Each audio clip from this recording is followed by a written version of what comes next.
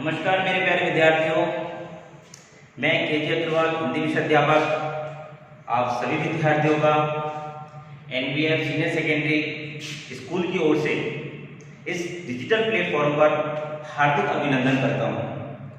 मेरे प्यारे विद्यार्थियों, जैसा कि आप सभी को पता है, इस समय हम लोग अपनी पढ़ाई को ऑफलाइन पढ़ने में असमर्थ हो रहे हैं। इसीलिए आज हम इन वीडियोज के माध्यम से अपनी असमर्थता को दूर करते हुए अपनी पढ़ाई को पुनः जारी करने जा रहे हैं, जिसमें कि हमें किसी भी प्रकार से हमारी पढ़ाई का नुकसान ना हो। तो आज हम हमारे हिंदी विषय से संबंधित प्रकरण के अंतर्गत एक व्याकरण प्रकरण को पढ़ने का प्रयास करेंगे। आप सभी को इस बात की जानकारी है कि हमारी हिंदी क्लास 10 आरबीएसई के अंतर्गत हमारी एक पुस्तिका क्षितिज, जिसमें कि आपके कुल गद्य खंड व पद्य खंड दोनों को मिलाकर 19 चैप्टर रखे गए हैं। आपको क्षितिज एक पुस्तिका है जिसके अंदर आपके गद्य और पद्य दो भागों को आपको पढ़ना है, जिसमें आपके कुल 19 अध्याय रहेंगे। बात करूं मैं व्याकरण की, तो व्याकरण के अंतर्गत आप लोगों के जो टॉपिक रहेंगे उनमें रहेंगे क्रिया, विशेषण, काल, कारक, वाच्य, समास, मुहावरे, लोकोक्तियां,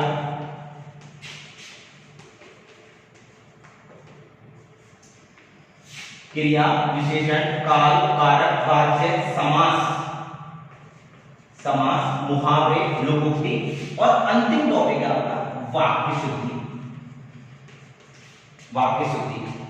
इस तरीके से आपके ये क्रिया, विशेषण, काल, कारक, वाच्य, समास, मुहावरे, लोकोक्तियां और वाक्य शुद्धि, ये हमारे व्याकरण के टॉपिक रहेंगे। आपको मैंने अभी जो जानकारी दी है वह आपके पाठ्यक्रम से संबंधित दी है, जिसमें कि आपकी पुस्तिका है क्षितिज, जिसमें गद्य और पद्य खंड है। गद्य और पद्य खंड दोनों को मिलाकर 19 अध्याय है। इसके बाद मैंने आपको बताया व्याकरण में हमारी क्रिया, विशेषण, काल, कारक, वाच्य, समास, मुहावरे, लोकोक्तियां और वाक्य शुद्धि, ये हमारे प्रकरण शामिल किए गए हैं। आज हम हमारे इस डिजिटल क्लास के अंतर्गत हमारे व्याकरण प्रकरण से संबंधित क्रिया प्रकरण को पढ़ने का प्रयास करेंगे। मैं चाहता हूं आप सभी विद्यार्थी इस वीडियो को ध्यान से सुने, समझे, अपने कॉपी पेन अपने हाथ में रखें और सबसे आवश्यक बात, अपने हाथों में कॉपी और पेन के साथ में रखें। कॉपी पेन अगर आपके साथ में रहेंगे तो ये मेरा वादा है कि आप सभी क्रिया से संबंधित परीक्षा में पूछे जाने वाले प्रश्न को बहुत ही आसानी से हल करने में समर्थ हो सकते हैं। बस आपसे एक ही निवेदन है कि इस क्लास को भी आप जिस मेहनत और लगन के साथ विद्यालय परिसर में पढ़ते थे, उसी प्रकार से आप घर पर भी पूरा समय देकर के पूरे एकाग्रचित्ता के साथ इस क्लास का अध्ययन करें। तो आइए हम आज चर्चा करते हैं क्रिया पर। सबसे पहले हम किस पर चर्चा कर रहे हैं? क्रिया पर। आपको ध्यान में रखना है प्रकरण, कौन सा प्रकरण है? क्रिया प्रकरण है। यस, तो अभी जैसा कि मैंने आपके सामने जिन टॉपिकों के नाम लिखे हैं, जिन प्रकरणों के नाम लिखे हैं, काफी विद्यार्थियों ने इन सभी को अपने कॉपी में नोट कर लिया होगा और मुझे बहुत अच्छा लग रहा है कि आप सभी विद्यार्थी अच्छे नंबर प्राप्त करने हेतु बहुत ही अच्छी तरीके से मेहनत करने के लिए अपने घर पर अपने वीडियोज को पूरी तरीके से ध्यानपूर्वक सुन रहे हैं। तो हमारा प्रकरण रहेगा व्याकरण का आज क्रिया। आज हम क्रिया प्रकरण को पढ़ने जा रहे हैं। तो क्रिया प्रकरण को मैं शुरू करने से पहले एक बार पुनः आपसे निवेदन करता हूं कि आप सभी विद्यार्थी घर पर कॉपी और पेन अपने हाथ में रखें। तो आइए शुरू करते हैं हम क्रिया। देखिए आप सभी ने इस शब्द को, सभी विद्यार्थियों ने इस शब्द को, क्रिया शब्द को कई बार सुना होगा। हालांकि आपने पिछली कक्षाओं में 9th में, 8th में, 7th में, 6th में भी इस प्रकरण को पढ़ा होगा, लेकिन अब हमें 10वीं में भी ये क्रिया प्रकरण पढ़ने का सौभाग्य मिला है। तो मैं चाहता हूं कि इस प्रकरण से जुड़ी हुई सभी पुरानी बातों को और कुछ नई बातों को शामिल करके मैं आपको इस प्रकरण को पूर्णतः समझाने का प्रयास करूंगा। तो आइए सबसे पहले हम देखते हैं इस शब्द की पहचान, कि जो यह शब्द है, कौन सा शब्द है, क्रिया शब्द, इसकी पहचान देखेंगे सबसे पहले हम कि ये क्रिया शब्द को पहचाना कैसे जाता है। तो देखिए आपको पता है कि क्रिया जो शब्द है इसको हम अलग अलग भाषाओं में अलग अलग नाम से जानते हैं, अलग अलग भाषाओं में अलग अलग नाम से जानते हैं। क्रिया को अगर मैं बात करूं आपसे अंग्रेजी, तो हम अंग्रेजी में इसको बोलते हैं वर्ब। क्या बोलते हैं? वर्ब। अब बात करूं मैं संस्कृत भाषा की, तो संस्कृत भाषा में क्रिया को कहा जाता है धातु। क्या कहा जाता है? धातु। देखो आपके लिए पहला ही प्रश्न बन गया, धातु किसे कहते हैं, वर्ब किसे कहते हैं, क्रिया किसे कहते हैं। इन तीनों की एक ही डेफिनेशन आपको याद करनी होगी। आपके सामने जो मैंने पहला सवाल रखा है वो क्या रखा है कि क्रिया को अन्य भाषाओं में क्या क्या कहा जाता है। हिंदी भाषा में मैंने क्या आपको बताया दिया कि क्रिया को क्रिया कहते हैं, अंग्रेजी में क्या कहते हैं मेरे प्यारे विद्यार्थियों, वर्ब कहते हैं। Very good. और संस्कृत में क्या कहते हैं? धातु। तो जो संस्कृत में धातु है वही हिंदी में क्या है? क्रिया है। Very good. अब आगे आइए, अब मैं आपसे कहना चाहता हूं कि क्रिया शब्द होते क्या है, कैसे होते हैं। तो आप देखिए, आपको पता है हमारे पास एक तो होती है संज्ञा, एक तो क्या होती है? संज्ञा। और इसी के साथ हम इस क्रिया शब्द को समझने का प्रयास करेंगे। संज्ञा शब्द और क्रिया शब्द, देखो आपको पता है संज्ञा को हम सब जानते हैं कि एवरीथिंग इज नाउन। दुनिया में जो भी कुछ है वो सब संज्ञा है। मेरे पास पेन है तो वो संज्ञा है, मेरे पास पंखा है तो वो संज्ञा है, मेरे पास टेबल है तो वो संज्ञा है, मेरे पास मोबाइल है तो वो संज्ञा है। अब यहाँ पर आप जानते हो जो भी वस्तु, जो भी व्यक्ति, जो भी स्थान हमें दिखाई दे रहा है, हमने बड़ी आसानी से कह दिया वो सब कुछ क्या है? संज्ञा है। अब बात आती है कि क्रिया शब्द का और संज्ञा शब्द का क्या मिलाप है। तो हम कह सकते हैं कि ये दोनों एक दूसरे के बिना कभी कभार अधूरी नजर आती है। ये दोनों ही एक दूसरे के बिना कभी कभार अधूरी नजर आती है। अब आपसे मैं कहूं, दुनिया में कोई भी कार्य जो कि किया जाता है या होता है, दुनिया में कोई भी कार्य किया जाता है या होता है, वो सब क्रिया है, वो सब क्रिया है। अभी आप लिख रहे हो, क्रिया है। मैं बोल रहा हूं, क्रिया है। आपकी मम्मा घर में चाय बना रही है, वो क्रिया है। आपके पापा ऑफिस जा रहे हैं, वो क्रिया है। तो दुनिया में जो भी कार्य किया जा रहा है वो सब कार्य क्या है? क्रिया है। तो अभी आप लोगों ने इस शब्द को समझने का प्रयास किया होगा। मैंने संज्ञा से क्यों जोड़ा, आपको समझने में आसानी होगी। तो अब हम सबसे पहले इस क्रिया शब्द की एक परिभाषा पढ़ेंगे, जिसको कि आपको कॉपी में नोट करना है। क्रिया शब्द की अब हम सबसे पहले क्या पढ़ेंगे विद्यार्थियों? परिभाषा पढ़ेंगे कि इसकी डेफिनेशन क्या है, क्रिया की डेफिनेशन क्या है। तो आप सभी विद्यार्थी अपने हाथ में पेन थाम ले और अपनी कॉपी में लिखना स्टार्ट करें कि क्रिया किसे कहते हैं। What is the definition of verb, क्रिया किसे कहते हैं। यस, स्टार्ट कीजिए, लिखिए। बहुत ही सिंपल परिभाषा है कि वाक्य के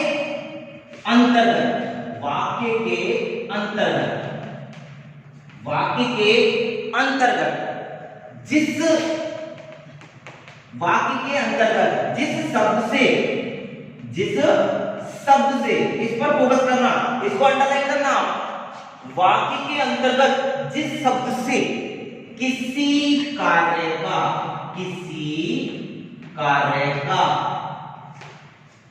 करना, किसी कार्य का करना या होना करना या होना, दोनों पे अंडरलाइन करके चलना। शब्द पे अंडरलाइन किया आप लोगों ने, यहाँ दोनों शब्दों के नीचे भी रेखांकन करना है आपको। करना या होना पाया जाता है, पाया जाता है, पाया जाता है। मैंने क्या बताया, वाक्य के अंतर्गत जिस शब्द से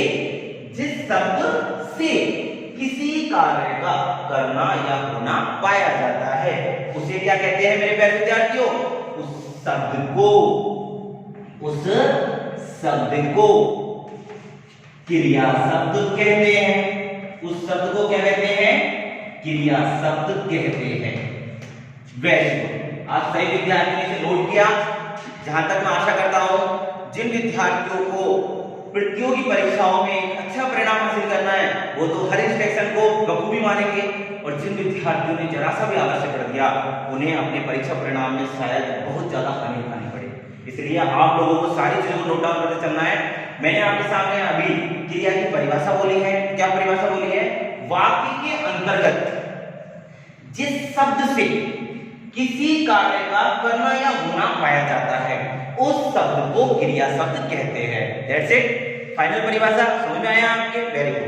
अब हम इसमें इस परिभाषा को उदाहरण के माध्यम से, इस परिभाषा को उदाहरण के माध्यम से सार्थक सिद्ध करेंगे। क्या पता हमारी परिभाषा तो मैंने लिखा दी लेकिन उदाहरण के अकॉर्डिंग बैठ ही नहीं रही हो, इसलिए हम क्या करेंगे, एग्जाम्पल के रेफरेंस से हमारी इस वाक्य की परिभाषा की पहचान ढूंढेंगे। कैसे? मैंने आपके सामने लिखा विद्यार्थी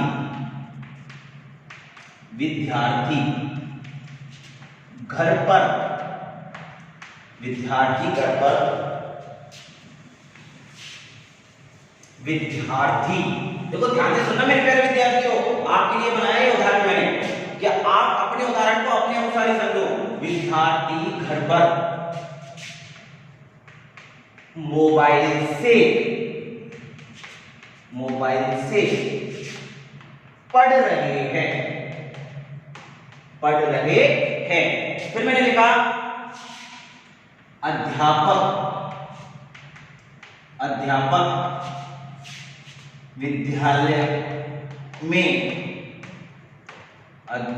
विद्यालय में बच्चों को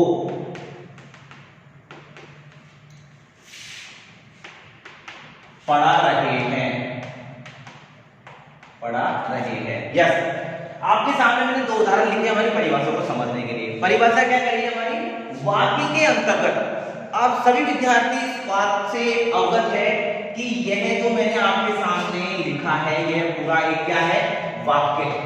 क्या है? वाक्य है। तो परिभाषा में क्या कह रहा है, वाक्य के अंतर्गत। तो हमको वाक्य मिल गया। अब इसके अंतर्गत जिस शब्द से, अब आपको ढूंढना है कि इसमें किस शब्द से, शब्द तो है इसमें, यह भी शब्द है, यह भी शब्द है, यह भी शब्द है, यह भी शब्द है, यह भी शब्द है, यह भी है, यह भी है, यह भी, सभी शब्द है। तो आपको क्या ढूंढना है, जिस शब्द से किसी कार्य का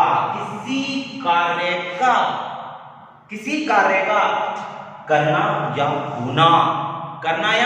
होना पाया जाता है उस शब्द को ही क्या कहते हैं मेरे प्यारे विद्यार्थियों, क्रिया शब्द कहते हैं। Very good. तो देखिए आप, विद्यालय घर पर मोबाइल से पढ़ रहे हैं, इसमें कई सारे शब्द हैं। हमारी परिभाषा भी बनती है वाक्य की कि शब्दों के सार्थक समूह को वाक्य कहते हैं। इसमें कई सारे शब्द हैं, तो इनमें से कौन सा ऐसा शब्द है जो कि करने या होने को दर्शा रहा है? अब आप बताओ, विद्यार्थी है क्या? नहीं। घर है क्या? नहीं। पर है क्या? नहीं। मोबाइल? बिल्कुल नहीं। से? बिल्कुल नहीं। पढ़ रहे हैं। आपको दिख रहा है यहाँ पर पढ़ना। अब पढ़ना आपको पता है मूवमेंट करना, कार्य करना, तो कार्य करना और होना वाले शब्द मिल गए। क्या विद्यार्थी क्रिया है? नहीं। विद्यार्थी क्या है मेरे प्यारे विद्यार्थियों? संज्ञा है। Very good. मैंने कहा आपसे घर क्रिया है? नहीं। घर भी क्या है? संज्ञा है। पर है? नहीं। पर कारक शब्द है। मोबाइल है? नहीं। मोबाइल संज्ञा शब्द है। से है? से बिल्कुल नहीं है, संयोजक शब्द है। मैंने कहा आपसे पढ़ रहे हैं, तो ये क्या है? पढ़ रहे हैं, यह क्रिया है। पढ़ना अर्थात क्रिया करना। अब बात यह है कि कार्य करना और होना, मैंने दो शब्द क्यों लिखे हैं? मैं ये भी तो लिख सकता था कि कार्य का करना ही क्रिया कहलाती है, मैंने ये क्यों लिखा करना और होना? तो देखो मेरे प्यारे विद्यार्थियों, इन दोनों शब्दों का अलग अलग महत्व है, ध्यान से समझना, डिटेल से समझा रहा हूं आपको। मैंने अभी परिभाषा पर चर्चा कर रहा हूं। आप सोच रहे हो कि हम लोगों ने क्रिया पढ़ ली है, अभी क्रिया का क्या नहीं पढ़ा है अपन ने, अभी क्रिया में बहुत कुछ पढ़ना है विस्तार से, इसलिए मैं चाहता हूं कि आप लोग अपने ध्यान को पूरी तरीके से बना के रखें। मैंने आपके साथ बोला विद्यार्थी घर पर मोबाइल से पढ़ रहे हैं, हम लोगों ने परिभाषा लिखी, वाक्य के अंतर्गत हमको वाक्य मिल गया, जिस शब्द से शब्द मिल गया, किसी कार्य का कार्य मिल गया, करना या होना। अब इसको आ गया कि मैंने दो शब्द क्यों लिखे हैं, करना या होना। तो देखो विद्यार्थियों, एक तो कार्य किया जाता है और एक कार्य स्वतः ही हो जाता है। आप जानते हो ना, जैसे मैंने कहा कि मैं बाल्टी में से पानी निकालकर एक पिल्ले को नहला रहा हूं, तो मैं कार्य कर रहा हूं ना।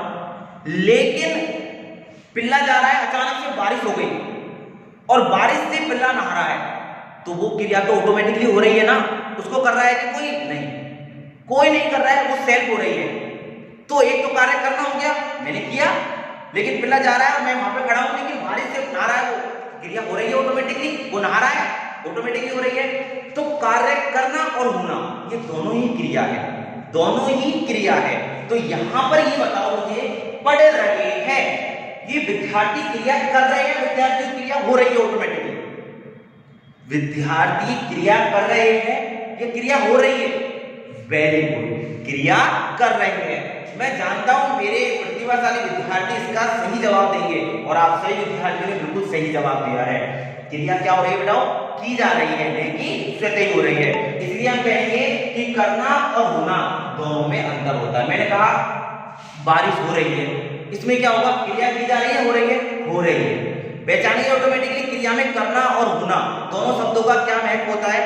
करने में कार्य किया जाता है किसी के द्वारा, होने में क्रिया स्वतः ही हो जाती है। मैंने कहा खिलौना टूट गया, खिलौना टूट गया, अब टूट गया खिलौना, स्वतः टूटा है, स्वतः टूटा है। मैंने कहा खिलौना तोड़ दिया, तो तोड़ा है, एक तो कार्य किया है और एक कार्य हो गया है।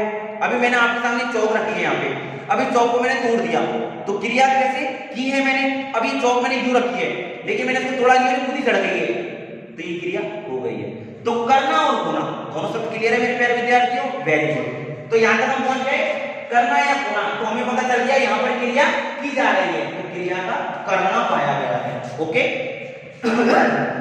अब बात आ रही है पाया जाता है उस शब्द को, तो शब्द अब आपके सामने एक छोटा सा प्रश्न खड़ा कर दिया मैंने 10th क्लास में, इसलिए मैंने सिंपल उदाहरण नहीं दिया। अब पढ़ रहे हैं, ये तो 3 शब्द हो गए, ये तो 3 शब्द हो गए ना। अब बेटाओ ये जरूर ध्यान रखना, ये शब्द 3 जरूर है, ये शब्द 3 जरूर है, लेकिन उस शब्द को अपन कौन सा शब्द ढूंढना है कि जिस शब्द से कार्य का करना या होना पाया जा रहा है। तो आप देख रहे हो ये तीनों शब्द एक दूसरे से जुड़े हुए हैं, पढ़ रहे हैं। अब एक बात बताओ मुझे, आप क्या आप इन तीनों को अलग करके इस वाक्य का अर्थ निकाल सकते हो? नहीं। मैंने कहा मोबाइल से पढ़ है, नहीं बैठा, मैंने है को हटा दिया, पढ़ रहे और है को नहीं लिखा तो अधूरा रह गया। मैंने रहे है को हटा दिया, केवल पढ़ लिख दिया तो अधूरा रह गया। मैंने केवल और केवल रहे है को लगा दिया, पढ़ हटा दिया तो अधूरा रह गया। तो ये तीनों शब्द एक दूसरे की सहायता कर रहे हैं, इसलिए हमारी रचनात्मक क्रिया के अंतर्गत एक पॉइंट आता है सहायक क्रिया। तो वही सहायक क्रिया का ये उदाहरण है जिसको कि हम डिटेल से पढ़ेंगे, कब? जब हम रचना के आधार पर क्रिया पढ़ेंगे। तो यहाँ पर ये तीनों ही शब्द किसके हैं? क्रिया के हैं, अर्थात पढ़ने शब्द की हेल्प करने वाले दोनों शब्द इसी के साथ माने जाएंगे। इसलिए यहाँ पर अगर क्रिया शब्द आपसे पूछी जाए तो पढ़ रहे हैं, तीनों शब्दों को आपको अंडरलाइन करना पड़ेगा, यही हमारी क्रिया शब्द है। That's it, very good.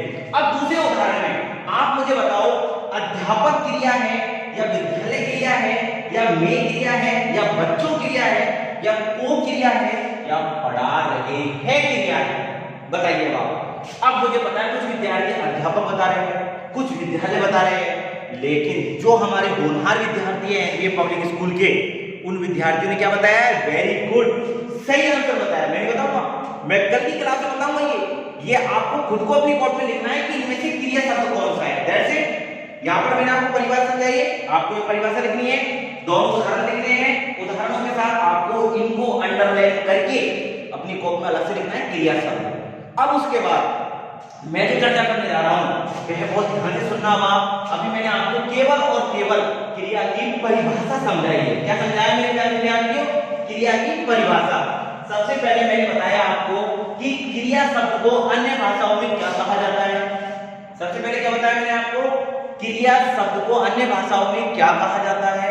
Number दोबारा क्या समझाया मैंने आपको कि जो क्रिया शब्द है उसकी पहचान क्या है, तो संज्ञा के साथ जोड़ करके उसकी पहचान बताने के प्रयास किए हैं। फिर उसके बाद मैंने क्रिया की परिभाषा लिखी है, फिर मैंने उदाहरणों के माध्यम से क्रिया शब्द समझाए। अब देखिए, मैं आपके सामने कुछ शब्द लिखूंगा, उन शब्दों में से आपको क्रिया शब्द छांटने हैं। क्रिया शब्द कौन से हैं? वो तो डेफिनेशन हो गई हमारी। अब हम क्रिया शब्द ढूंढेंगे। मैंने आपके सामने लिखा यस मोहन, फिर लिखा मैंने आपको खेलना, फिर मैंने लिखा यहां पर स्कूल, फिर लिखा मैंने यहां पर पढ़ना, फिर मैंने यहां पर लिखा मंदिर, फिर मैंने यहां पर लिखा जाना, फिर मैंने यहां पर लिखा आपके सामने रोना। यस, मैंने आपके सामने शब्द लिखे हैं। देखो अब बहुत इंपॉर्टेंट टॉपिक आ गया है क्रिया में। अब मैं शब्दों की चर्चा कर रहा हूं, क्रिया शब्दों की, तो आपको मुझे बताना है इनमें से क्रिया शब्द कौन सा है। सबसे पहले बताइए, क्या मोहन है? मोहन है क्रिया शब्द? वेरी गुड, मोहन क्रिया शब्द नहीं है, ये एक संज्ञा शब्द है। शाबाश। खेलना है क्रिया शब्द? खेलना, सोचो आप खेलने के लिए कार्य किया जाता है, नहीं किया जाता है? अभी मैं यहाँ पर चौक से ही खेल रहा हूँ तो काम करना पड़ रहा है, मेरे को ये चौक ऊपर नीचे करनी पड़ रही है, इसका मतलब क्रिया की जा रही है। खेलना क्रिया है, स्कूल नहीं, नाउन, पढ़ना यस क्रिया, मंदिर नाउन, जाना क्रिया, रोना क्रिया। वेरी गुड, समझ में आया आपको? बहुत अच्छे से समझ में आया होगा, जहां तक विद्यार्थियों समझने की कोशिश की होगी। अब मेरे प्यारे विद्यार्थियों, मैं आपसे एक ही बात कहूंगा, इन सारी चीजों को अपनी कॉपी में नोट करके कल नए सिरे से हम क्रिया टॉपिक को पढ़ेंगे। जहां तक हमारा हो गया है उससे आगे बढ़ेंगे। बस एक ही आपसे निवेदन है कि आप अपनी पढ़ाई को घर पर बिल्कुल एकाग्रचित्ता से, ध्यानमग्न तरीके से, जिस तरीके से विद्यालय में करते थे उसी तरीके से करते रहे। यहां तक कंप्लीट हो गया है। कल मैं आपको पढ़ाऊंगा क्रिया के प्रकार, क्रिया के कर्म के आधार पर जो प्रकार होते हैं उनमें क्या अंतर होता है, उनके उपभेद क्या होते हैं। कल शायद हमारे नेक्स्ट वीडियो में हमारा यह प्रकरण कंप्लीट हो जाएगा। आज के लिए इतना ही मेरे प्यारे विद्यार्थियों, आज मैं विदा लेना चाहूंगा इतना पढ़ा करके। धन्यवाद। कह रहे हो 2 मिनट प्लस कह रहे हो।